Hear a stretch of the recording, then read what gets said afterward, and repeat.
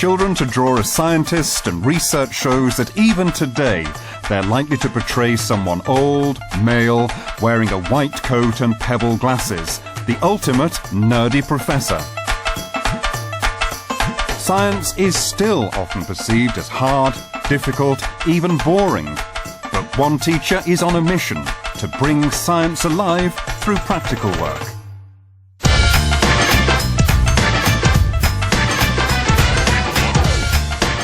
My name's Sally Crowe and I'm employed as the Science Coordinator. I'm also an advanced skills teacher in science. I'm a very big fan of practical work in science. I think it's essential for engaging the children and for actually moving their learning forward. Children actually really enjoy practical science and so they want to do it. They are enthusiastic. So it's all about channeling that enthusiasm in a productive manner. I will be teaching a Year 4 class of 30 children. This isn't my usual class. Their teacher is on school journey. This morning we're going to be finishing off a unit of study the children have been doing on solids, liquids and gases. So we're going to be looking at a mixture of different solids and investigating how we could separate those solids out from one another. Now first of all we're going to play our science equipment game. I've put some new equipment in here. Okay, if you've got a really good question, show me you have a really good question. Can you measure with it? No. Is it hard? Yes. Is it flexible? Parts of it are flexible. Does it use force? No. Has it got a spring in it? No. Good question. Does it have any holes in it? Yes, it does have holes. That's a really big clue. Is it a sieve? It is a sieve. Well done. And a sieve might help us today with our investigation. In science lessons, I like to have the children in mixed ability groups, and we call them our science teams. So they're named after different scientists. Who can remember their team name? Marie Curie, Charles Darwin, Faraday, Galileo, Albert Einstein. And the children work within those teams. So, for example, I would have 5 or 6 children to a team, and they're all assigned a different job, and they can decide their jobs amongst themselves. So they work as a team challenge to encourage cooperation and discussion as well amongst the group to solve their problem. Now, we're going to be doing some science today, and we're going to be thinking about solids, liquids and gases. And we're going to be thinking about separating some solids. On your table, teams, you've got a pot with all sorts of different things mixed up in it. And I've got a little challenge for you. What I want you to do is see if you can find out what's in this, but without pouring it out onto the table. So the first thing you're going to do is use your observation skills, use your eyes. So they worked on their tables in their individual teams at how they could separate these items. We had lots of discussion and used our observation skills to really look carefully at what solids were in that pot. We found seeds. Seeds? We saw a nail in us. I find a lot of teachers struggle with resourcing. So scientific equipment has the connotation that it will be expensive and difficult to find. But there are so many experiments at Key Stage 1 and Key Stage 2 level, today's for example, where all the equipment can be bought in your local supermarket. It's nothing that's requiring a specialist knowledge or even specialist equipment. What was our challenge to do with our pot of all our solids mixed together? What challenge did we have? We had to separate all the ingredients from our pots. Excellent, we've got to separate everything out. So I want you to decide how you're going to separate them and what equipment you're going to use, and then I'm going to be asking you to tell us, okay? The sieve can take away and the magnet can take the paper clips. We can do rice and sequins by maybe just using a spoon and taking them out. Then we can sieve the sugar and sand. And then dip the sand out. Yeah. The equipment is waiting to be used, but Sally has a cool way to ensure there isn't a free-for-all. She's organising team members to do different jobs. Tell me one of the roles that we have. Tester. Well done. Who could think of another one? Equipment. Well done. What else did we have? A recorder. Excellent. A communicator. Well done. Harry? We had people manager. People manager. Now, when we're doing our science, why do we have a different role to play? Why do we all have a job? So not all of us are like rushing to get the equipment, and not all of us are bossing each other about, and not everyone's like fighting over who's going to do the writing. So it's all organised and everyone's happy with their jobs. Lovely. What a lovely answer, Naina. Thank you. So you're right. And also, I know what you're doing and I know what you should be doing. How do I know which role you're playing? Because we've got badges. Yeah, you wear a badge.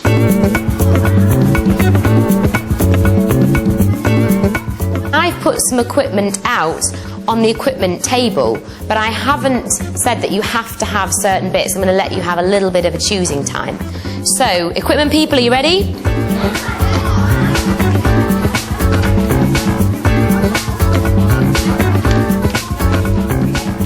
I'm going to give you about 10-15 minutes just to start separating some of these things out.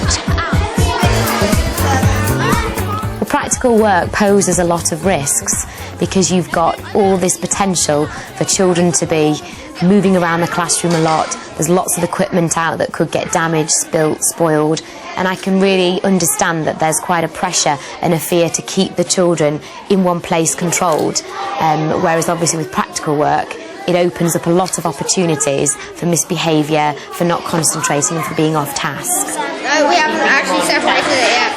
I was most pleased with the children who noticed that when they would separate the sequins and the paper clips and the paper fasteners and they were just left with the sand and the sugar, that if they used a sieve, the sand and the sugar were both going to go through the sieve. Okay, do you know, I am really impressed, scientists, very impressed. We've got all these different bits and pieces separated out. I can see paper clips, yep, marbles, yep. We've got some split pins there. You were asking for a smaller sieve, Jack. Why did you want to have a smaller sieve? Because I know that a grain of salt or sugar is a bit bigger than a grain of sand. So if there was a smaller sieve, then the sand would go through and the salt would stay in. What an excellent scientific observation there, Jack. Well done. Because a lot of you noticed that both the sugar and the sand in your mixture were going through the sieve. Now, I'll let you into a secret. It is sugar in your mixture. I love teaching science because I find that the children really engage with it and it gets them moving and thinking in a totally different way. I think it's an incredibly exciting subject, but I'm not a trained scientist myself. It's just that I have particularly developed this area of my teaching. We've got our rice, got our sequins, paper clips, marbles, but now we're going to have to get our sand and our sugar out of our mixture. We're going to have to separate those two. Sebastian's team. Sebastian, can you tell us your idea for separating the sand and the sugar? We didn't have an idea for separating them, really, except for a small sieve. Do you know, I think actually that's a really interesting point because over on that team I heard them say earlier as well, we can't separate them. They're just stuck together because we haven't got a smaller sieve. So we can't separate them. And I'm really, really quite pleased that some people are a bit stumped by this because the thing I love most about science is that it doesn't matter if you get the answers wrong. All right? Really, with science, as I try and get across to my children, that you find out more from when you don't know the answer. If you already know what you're doing before you start, then you just prove yourself right. But if you're completely wrong in your predictions and your theories, then you find out something new. So everyone's a winner, really. I'm going to give you some more pieces of equipment now. Who could tell me what this is called? Is it a funnel? It is a funnel, well done. Does anybody know what this piece of equipment is? What do you think it might be, Azar? Thick paper? Ooh, excellent answer. It is a type of paper, and this is a special science paper called filter paper, and we use it to separate things. Okay, so have a little think about that. Now, your last bit of equipment you're going to need for this investigation, you're going to need your beaker, a funnel, some filter paper, and some water. Water is a really big clue. I saw some people around there going like, ah, that's the lights on moment, isn't it? Here's what I'd like you to do with your filter paper. I'd like you to fold it in half like that. When you've done that, I want you to fold it in half again. And we're going to pinch these two middle bits inside like this, and then when we pull it out, we can make a nice little pocket like this. And then we're going to pop this inside our funnel like that. Where do you think we're going to pour our sandy sugary water? Where do you think we're going to pour it? Are we going to pour it just in the middle of here? That's exactly right.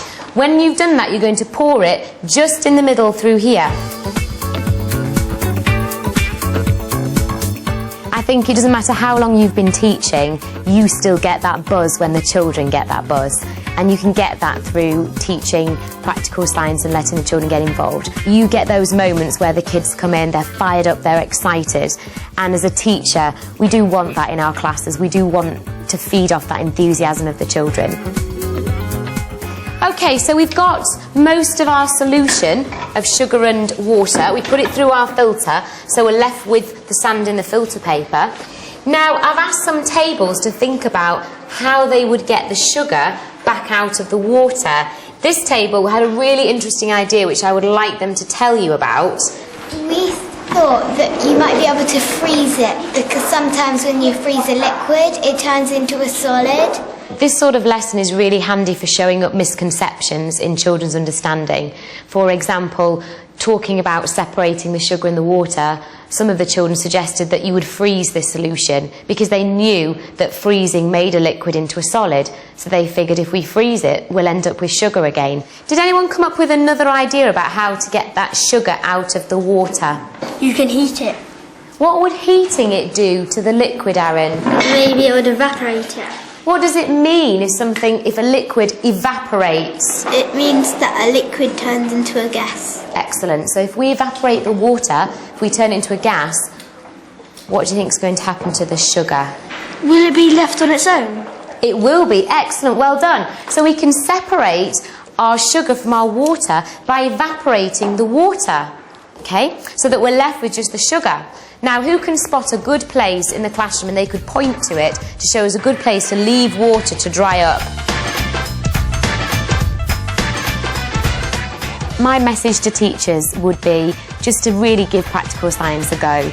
It may seem like it's going to be scary and that the class might not be doing quite what you expect, but really the benefits to the children are enormous and it's actually really good fun to the teachers, so be brave and give it a go.